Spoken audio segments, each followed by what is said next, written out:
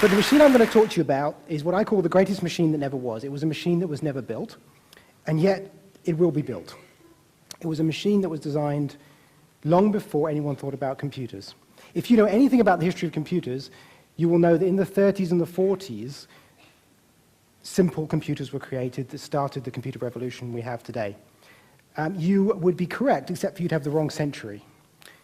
The first computer was really designed in the 1830s and 1840s, not the 1930s and 1940s. It was designed, and parts of it were prototyped, and the bits of it that were built are here in South Kensington. That machine was built by this guy, Charles Babbage. Now, I have a great affinity for Charles Babbage because his hair is always completely unkempt like this in every single picture. He was a very wealthy man and a sort of part of the aristocracy of Britain, and on a Saturday night in Marylebone, were you part of the intelligentsia at that period, you would have been invited round to his house for a soiree, and he invited everybody, kings, the Duke of Wellington, many, many famous people, and he would have shown you one of his mechanical machines. I really miss that era, you know, when you could go around for a soiree and see a mechanical computer get demonstrated to you. But Babbage himself was born at the end of the 18th century and was a fairly famous mathematician. He held the post that Newton held at Cambridge, and that was recently held by Stephen Hawking. He's less well known than either of them because he got this idea to make mechanical computing devices and never made any of them. The reason he never made any of them, he's a classic nerd. Every time he had a good idea, he'd think, that's brilliant, I'm going to start building that one, I'll spend a fortune on it, I've got a better idea, I'm going to work on this one, and I'm going to do this one. He did this until Sir Robert Peel, then Prime Minister, basically kicked him out of number 10 Downing Street. And kicking him out, in those days, that meant saying, I bid you good day, sir. The thing he designed was this monstrosity here, the analytical engine. Now, just to give you an idea of this is a view from above. Every one of these circles is a cog, a stack of cogs, and this thing is as big as a steam locomotive. So as I go through this talk, I want you to imagine this gigantic machine. We heard those wonderful sounds of what this thing would have sounded like. And I'm going to take you through the architecture of this machine, that's why it's computer architecture, and tell you about this machine, which is a computer. So let's talk about the memory. The memory is very like a memory of a computer today, except that it was all made out of metal, stacks and stacks of cogs, 30 cogs high. Imagine a thing this high of cogs, hundreds and hundreds of them. And they've got numbers on them. It's a decimal machine. Everything's done in decimal. He thought about using binary. The problem with using binary is the machine would have been so tall, it would have been ridiculous. As it is, it's enormous. So he's got memory. The memory is this bit over here. You can see it all like this. This monstrosity over here is the CPU, the chip, if you like. Of course, it's this big. Completely mechanical. This whole machine is mechanical. This is a picture of a prototype for part of the CPU, which is in the Science Museum. The CPU could do the 4 fundamental functions of arithmetic, so addition, multiplication, subtraction, division, which already is a bit of a feat in metal.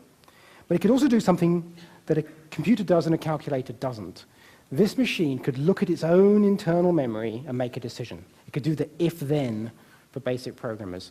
And that fundamentally made it into a computer. It could compute. It couldn't just calculate, it could do more. Now, if we look at this, and we stop for a minute, and we think about chips today, we can't look inside a silicon chip. It's just so tiny. Yet if you did, you would see something very, very similar to this. There's this incredible complexity in the CPU, and this incredible regularity in the memory. If you've ever seen an electron microscope picture, you'll see this. It all looks the same, and then there's a bit over here which is incredibly complicated. All this cogwheel mechanism here is doing what the computer does. But of course you need to program this thing, and of course Babbage used the technology of the day and a technology that would reappear in the 50s, 60s, and 70s, which is punch cards. This thing over here is one of 3 punch card readers in here, and this is a program in the Science Museum, just not far from here, created by Charles Babbage, that is sitting there, you can go see it, waiting for the machine to be built. And there's not just one of these, there's many of them. He prepared programs anticipating this would happen. Now, the reason he used punch cards was that Jacquard in France had created the Jacquard loom, which was weaving these incredible patterns controlled by punch cards. So he was just repurposing the technology of the day. And like everything else he did, he's using the technology of his era. So 1830s, 1840s, 1850s, cogs, steam, mechanical devices. Ironically, Born the same year as Charles Babbage was Michael Faraday, who would completely revolutionize everything with the dynamo, transformers, all these sorts of things. Babbage, of course, wanted to use proven technology, so steam and things. Now, he needed accessories. Obviously, you've got a computer now. You've got punch cards, a CPU, and memory. You need accessories. You're going to come with. You're not just going to have that. So first of all, he had sound. He had a bell. So if anything went wrong, or the machine needed the attendant to come to it, there was a bell it could ring. And there's actually an instruction on a punch card which says, ring the bell. So, imagine this ding, just stop for a moment and imagine all those noises, this thing, click, click, click, click, steam engine, ding, right? You also need a printer. Obviously, everyone needs a printer. This is actually a picture of the printing mechanism for another machine of his called the Difference Engine No. 2, which he never built, but which the Science Museum did build in the 80s and 90s. It's a completely mechanical, again, a printer. It prints just numbers, because he was obsessed with numbers. But it does print onto paper, and it even does word wrapping. So if you get to the end of the line, it goes around like that. You also need graphics, right? I mean, if you're going to do anything with graphics. So he said, well, I need a plotter. I've got a big piece of paper and an ink pen, and I'll make it plot. So he designed a plotter as well. And, at that point, I think he got pretty good machine. Along comes this woman, Ada Lovelace. Now, imagine these soirees, all these great and good comes along. This lady is the daughter of mad, bad, and dangerous to know Lord Byron. And her mother, being a bit worried that she might have inherited some of Lord Byron's madness and badness, thought, I know the solution. Mathematics is the solution. We'll teach her mathematics. That'll calm her down. Because, of course, there's never been a mathematician that's gone crazy, so, that'll be fine. So everything will be fine. So she's got this mathematical training, and she goes to one of these soirees with her mother, and Charles Babbage, gets out his machine. So Duke of Wellington is there, we get that machine, obviously demonstrate it, and she gets it. She's the only person in his lifetime, really, who said, I understand what this does, and I understand the future of this machine. And we owe to her an enormous amount because we know a lot about the machine that Babbage was intending to build because of her. Now, some people call her the first programmer. This is actually from one of the paper that she translated. This is a program written in a particular style. It's not historically totally accurate that she's the first programmer, and actually she did something more amazing. Rather than just being a programmer, she saw something that Babbage didn't. Babbage was totally obsessed with mathematics. He was building a machine to do mathematics. And Lovelace said, you could do more than mathematics on this machine. And just as you do, everyone in this room has probably got a computer on them right now, because they've got a phone. If you go into that phone, every single thing in that phone or computer or any other computing device is mathematics. It's all numbers at the bottom. Whether it's video or text or music or voice, it's all numbers. It's all underlying it, mathematical functions happening. And Lovelace said, just because you're doing mathematical functions and symbols doesn't mean these things can't represent other things in the real world, such as music. This was the huge leap, because Babbage is there saying, we could compute these amazing functions and print out tables of numbers and draw graphs. And Lovelace is there and she says, look, this thing could even compose music if you told it a representation of music numerically.